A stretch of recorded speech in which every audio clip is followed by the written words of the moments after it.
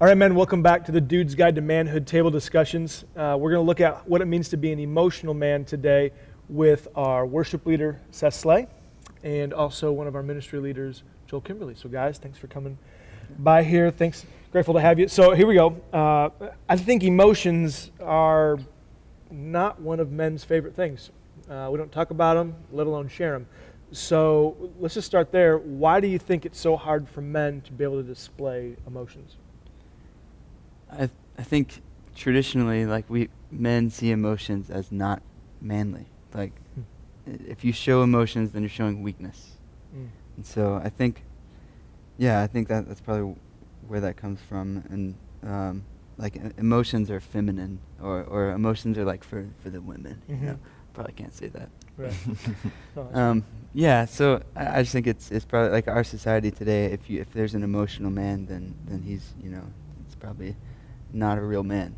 He's not very manly. Yeah, I think it's a generational thing too, because I think, like, before, that was the stigma. Like, you had to be a hard man.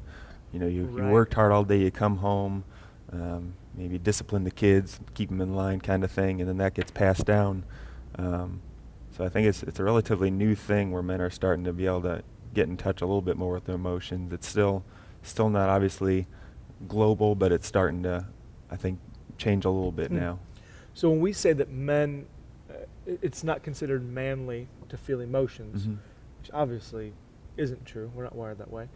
But that perspective, do you think there are some emotions that you can show that are accepted besides others, or is it all emotions aren't accepted for men to be able to display and show? No, I mean, I think emotions are fine to show. I mean, we're emotional beings. Like, that's just how we're made. That's how we're built. And so, like, I mean, even looking at David in the Psalms, like, there's so many instances of him just like crying out to God, and just having, like, being in the depths of just loneliness, and you can't not be emotional and saying those things. Like, you can't just be a robot and say, well, I'm feeling kind of lonely today. Right. But, and so I think it's fine to show emotions. Emotions are a very manly thing, honestly. Like, if you don't show emotions, then you're less human than most people. Yeah, I mean, by definition, if you're not displaying, feeling some sort of emotion, you're out of touch with part of your being, with part of who you are as being an emotional being. Jonathan Edwards hits this in one of his books. Here's what he talks about: the purpose of life. God's purpose for life was that I would have a passion for God's glory, and that I would have a passion for my joy in that glory. And these two things are one passion.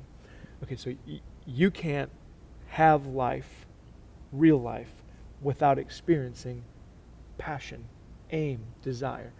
And those are all emotional things. What do you guys think about that quote?